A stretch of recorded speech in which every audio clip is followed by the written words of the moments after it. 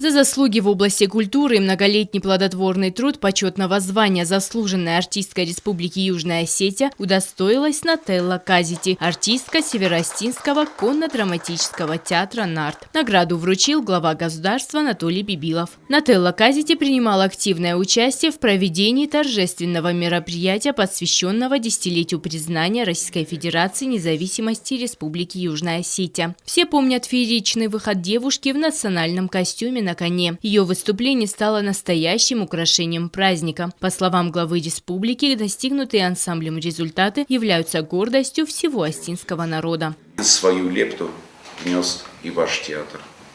Театр «Нарт», который действительно показал высокое искусство наездников, высокое искусство конного театра.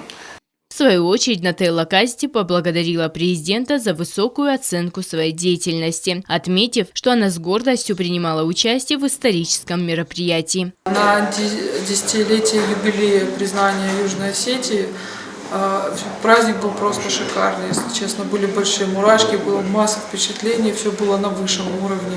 Естественно, мы тоже старались не испортить этот праздник, показали свое мастерство и, скорее всего, надеемся, что мы украсили праздник.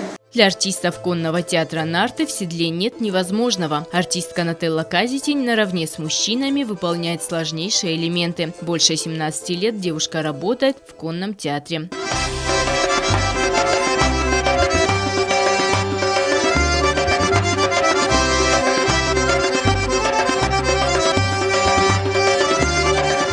Елена Газаева, Арсен Гастиев. Информационный выпуск сегодня.